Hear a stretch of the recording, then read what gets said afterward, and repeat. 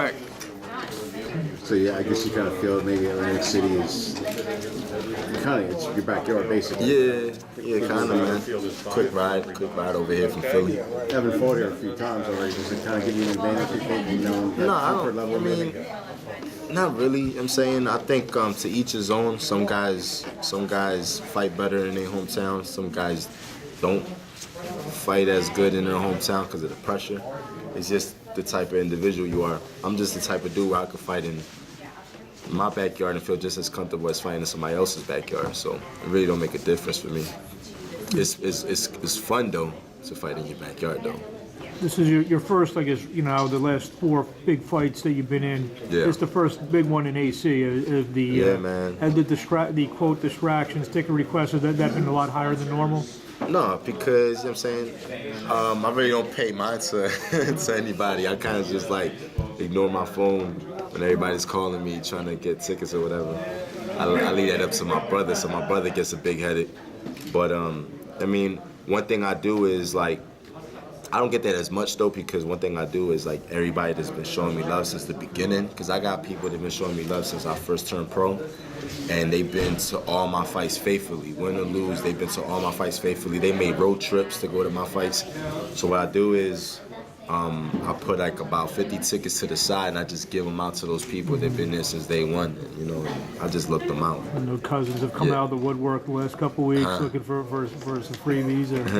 It's crazy, though. I got a real big family, but I got a close family.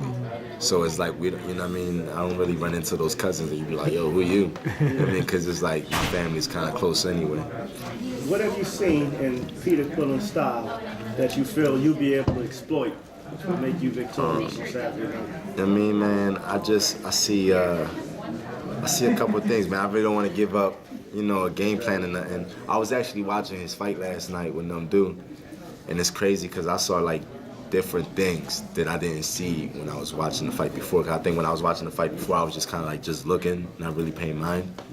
But I guess this time around, I'm so in tune to the fight that when I was watching the fight, I was like, oh shit, damn. I got a lot of opportunities in this fight that I know I can take advantage of. I even studied my last fight with Jamie on Love. And I was just I ain't doing that shit. I ain't gonna do that shit again. You know what I mean? So I did my homework. I was watching his fight, and then I was watching my fight, and I kind of was putting it together, what I need to do different and what I need to do versus a kid that I felt them dude was incapable of doing. You've come up in weight your last couple fights. Is this because opportunities have presented themselves, or are you now full-time middleweight? Well, with the Triple G fight, it was more the opportunity presented itself, and it was just one of those things where I was damn, man, this is a world title in Madison Square Garden. Money was good, HBO. It was just damn, how do you turn that down? You know what I mean? And even though I wasn't a legit middleweight in that fight, it was just man, you just can't turn these type of fights down. And I had a #1 spot to fight for the IBF title, but. But it's just I just felt I just wanted to do something different, man. I don't like to follow the routine that everybody's doing right now. Did you have any regrets after that? No, man. I don't have no regrets at all in my career because I like the way things played out. Because look where I'm at now, so it's not like it hurt me. You know what I'm saying? If anything, I think fans saw a side of me yo. Okay, not only does he have skills, but he has heart. As a fighter, are you better for that experience? Because if you look back, you look at the Macklin fight, you look at some of Jim Golovkin's other fights, there were moments early in the fight where you may have given him more trouble than anybody else. Are you better for that experience? Yeah, and I felt there was moments that I gave him trouble, but I did get 2 cuts over the same eye in the second round, so by the time we knew what kind of adjustment we needed to make, it was kind of too late because it was just I was kind of fighting handicap. So I knew what I had to do, and when I would do it, it would work, but I couldn't stick to it because I had to step off and I just was, it was hard to see. So you had to compromise yourself a little bit. You had to compromise your strategy in order to... Yeah. So, but I did learn from that fight, though, man. you know, and I didn't lose confidence or nothing like that. Like, you know, I feel like I belong, and I feel like this time around, I know what I need to do, and I'm bigger now. I'm a middleweight now. You know what I'm saying? I'm a middleweight. Overall, do you feel like you're going to be, look, in terms of the complete package, do you feel like you're going to be the best fighter that Quillin has faced in terms of your experience? Yeah, without a doubt. Without a doubt. I mean, I think if you look at who we fought, you know what I'm saying, I think I had the better names. I think, you know, wins with Soda Karas, Hassan Umar. You know, I fought Salvo Man when he was, you know, in his prime. You know, so I got better names on my record, man. So, but you know, at the end of the day, it's just gonna be a great fight. It's gonna be who's the smarter guy. What about resourcefulness? I mean, you know, you've been there. I remember you talking to me before the Golovkin fight about some of the things that you had worked on with Bernard Hopkins, but obviously when you got cut, you couldn't continue to do those things. You feel like that's going to come into play? Some of that stuff, some of your resourcefulness that you... Yeah, man, I think everything that, you know, I've been through in my career, the experience, this camp was like, we've always had a good training camp, man, but, you know, I felt great in sparring. Every time I went into sparring, I felt great. We had really good work. We had like 3 guys that were weighing like 190. You know what I'm saying? I went back with my strength coach, in which I had a successful year with him in 2012 when I won those 3 fights by knockout. And then me and him kind of went our separate ways with my last 2 fights as a middleweight. But I knew that this fight I had to be at my very best. So, you know, me and him got back together. So strength-wise, I feel like a beast. What's his name? Jason Sargis, Brazen Boxing. Spell his last name. Sargis, Sargus.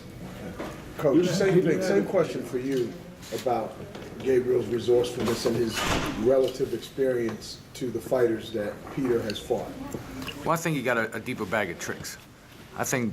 I like Kid Chocolate. I seen him train. I know they train hard. Him and Eric and Freddie, they're all, you know, consummate professionals. And we was able to observe them train when we was out in Wild Card for a month. They was able to observe us.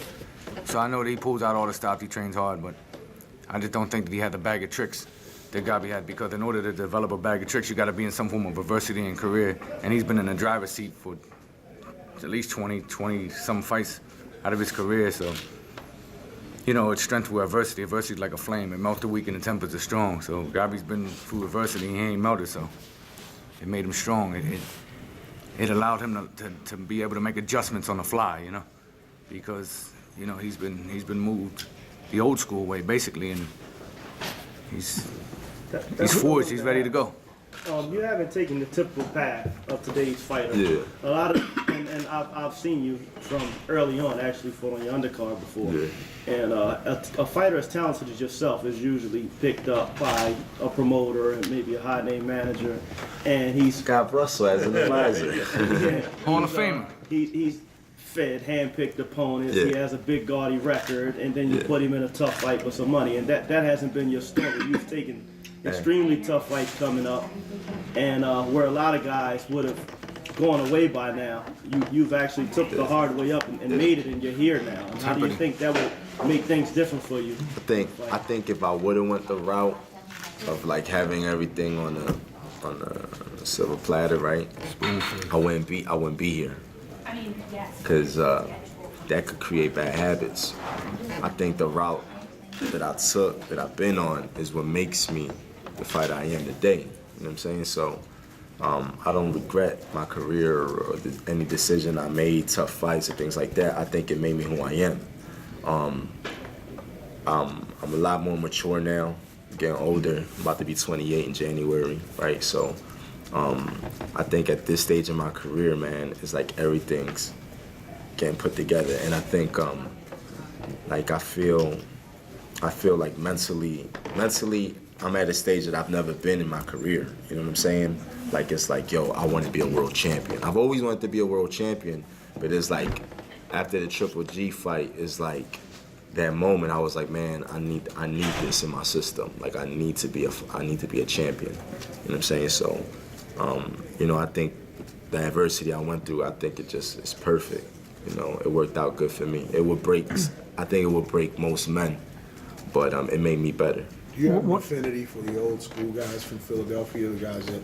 What? Do you have an affinity, kind of a affinity for the old school fighters? Do you relate to them in a lot of ways? I mean, none of them won titles, but everybody knows that they. A little tougher to win titles in those days. Right. Just remember. But does he kind of fit that mold, do you think?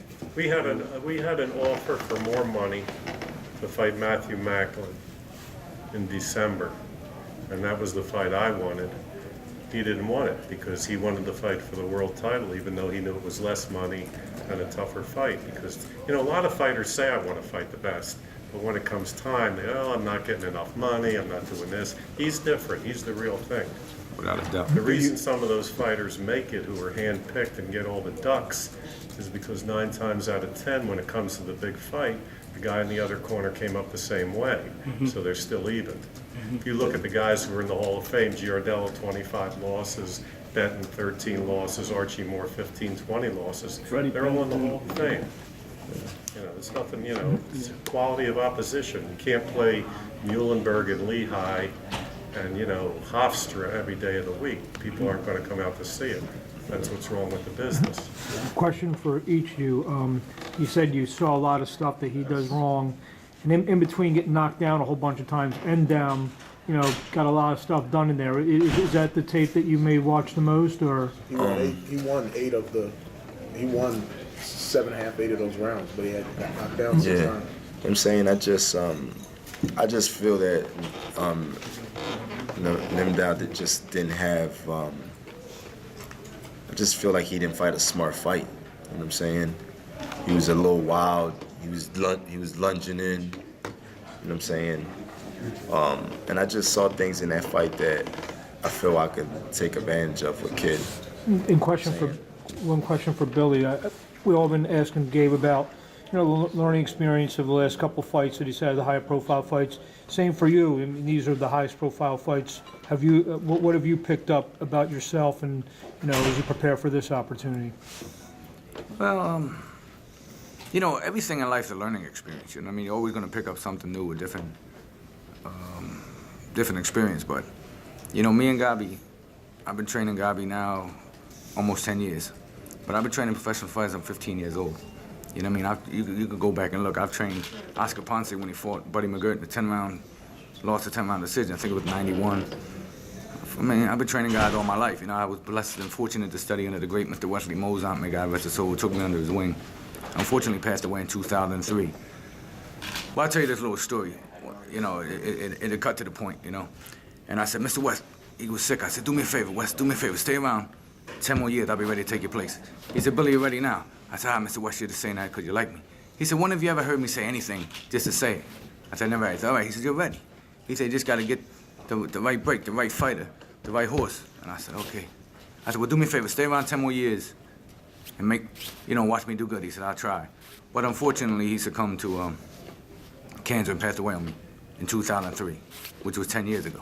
So now he's going to see me make good Saturday night with King Gabriel Rosado because, you know, this guy here, man, the real deal. You know, you're not gonna see him fold. You're not gonna see him succumb to this guy's pressure. Whatever this guy can bring to the table, rest assured, Gabi can do it better.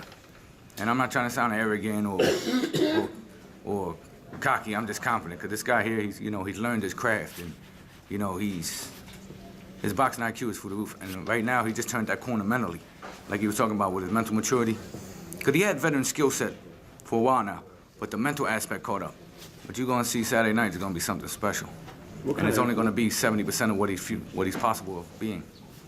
What sort of influence has Bernard had on you as a person and a fighter, and did he give you any advice coming into this? I mean, him being 48 years old, still being a champion and fighting at this level, you know, it's crazy. So I've been around Bernard for a couple of years since the Kazagi training camp. I've done training camps with Bernard, like about 7 camps. So, I mean, I've learned a lot from Bernard. I mean, so there's things that I take from Bernard and I added to my game, but I kind of add my own twist to it. You know what I mean? I don't do it just like how Bernard does it, but, you know, it's like the same idea. So, you know, it definitely has benefited me in my career. Did he give you any advice for this fight? I mean, he just told me just fight smart, you know, just fight a smart fight. What prompted the addition of Chucky T for this fight? You know, Billy do a lot, you know what I'm saying? Do the pads, he does everything, man. You know, you got camps where you got one guy that holds the pads, then the other guy holds the body shield and everything like that. And at this point, man, I'm putting a beating on Bill. Bill need a break. So, you know what I mean?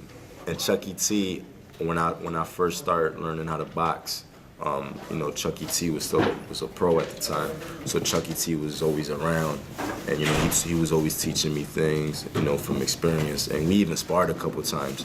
I mean, which is a big disadvantage. He's small, but we even sparred a few times. So you know, he's just that type of dude. Like he's just real raw.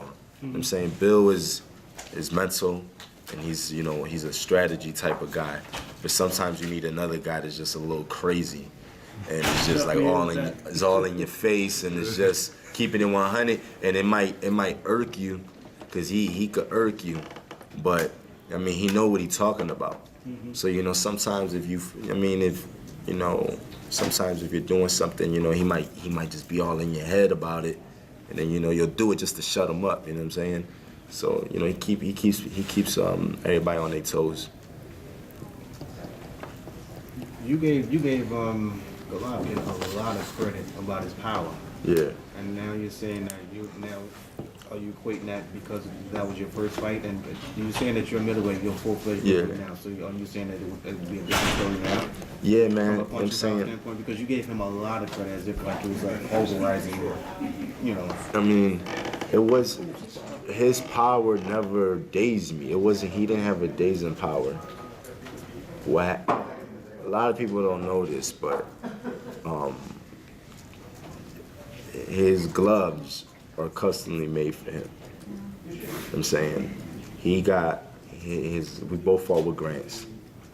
For whatever reason, his Grants didn't have as much padding on the knuckle when we were seeing each other's gloves. Grants and he got some customs. So, you know what I mean? So I was like, hold on, we got the same gloves. What's going on here? The commission was like, no, they're approved, whatever.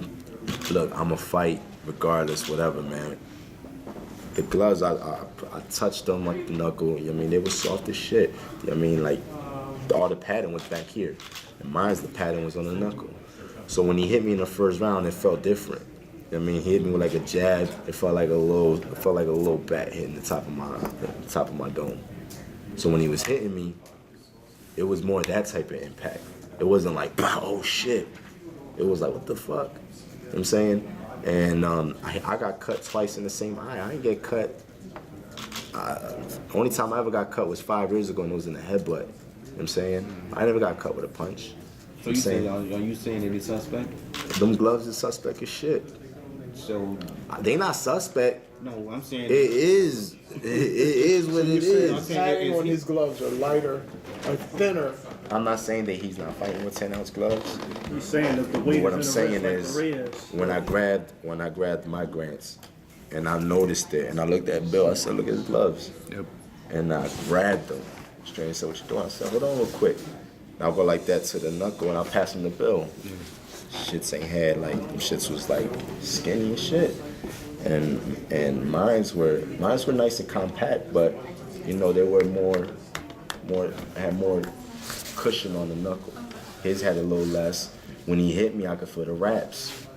When he hit me, I could straight feel the wraps. You don't really start feeling the wraps until it's like the 9th, 10th round, when the glove starts breaking in, and then you start feeling the wrap. But you know, first round you don't feel the wrap. You know, you get hit, you just feel that thud, but it's not like, I mean. But when he hit me, it was like, when your pop go like that to you in your head, you acting up. So it's like he hit me with cocotazos, that's what we call them. It's like hit me with a jab. It was like, oh shit. Had a flashback when I was like 5 and shit. Like, oh. You know what I mean? So I'm just saying, that's real shit. Like, so he's not cheating on the sizes, the gloves being they're not 10 ounces, they 10 ounces, but you know, they're custom. They're custom. I'm saying. When you say they're custom, you're saying